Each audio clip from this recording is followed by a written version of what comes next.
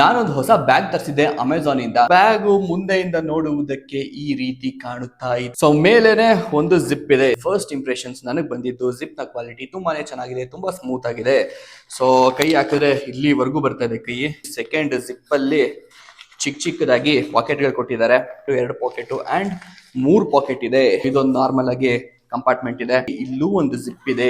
So ಇದು ಒಂದ್ ಸ್ವಲ್ಪ ಅರ್ಧದ ತನಕ ಇದೆ ಅಷ್ಟೇ. ಈಗ ಮೇನ್ ಪಾಯಿಂಟ್ 3ನೇ ಜಿಪ್ ಬಂದ್ಬಿಡೋಣ. ದ ಮೋಸ್ಟ್ ಬಿಗ್ಗೆಸ್ಟ್ ಕಂಪಾರ್ಟ್ಮೆಂಟ್ ಇದೇನ್ ಗುರು ಇದು? ಆಕ್ಚುಲಿ ಇಲ್ಲಿದೆ ಜಿಪ್ ಇದಕ್ಕೆ.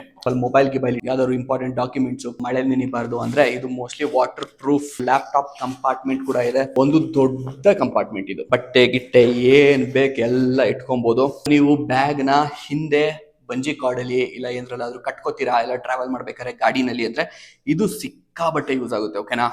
ಈ ಕಾರ್ಡ್ಸ್ ಗಳು. ಇಲ್ಲಿ ಒಂದು ವಾಟರ್ ಬಾಟಲ್ ಹೋಲ್ಡರ್ ಕೊಟ್ಟಿದ್ದಾರೆ. ಮಳೆ ಬಂದಾಗ ಕೆಳಗಡೆನೆ ರೈನ್ ಕವರ್ ಕೂಡ ಕೊಟ್ಬಿಟ್ಟಿದ್ದಾರೆ. ಬ್ಯಾಗ್ ನ ಕವರ್ ಮಾಡ್ಕೊಬಹುದು. ಸೊ ಇಲ್ಲೂ ಅಷ್ಟೇ ಕಾಯಿನ್ಸ್ ಗೀನ್ಸ್ ಇಲ್ಲಿ ಇಟ್ಕೊಳ್ಳಬಹುದು. ಈ ಪ್ರಾಡಕ್ಟ್ ನ ಲಿಂಕ್ ನಾನು ನಿಮ್ಗೆ ಡಿಸ್ಕ್ರಿಪ್ಷನ್ ಅಲ್ಲಿ ಕೊಟ್ಟಿರ್ತೀನಿ.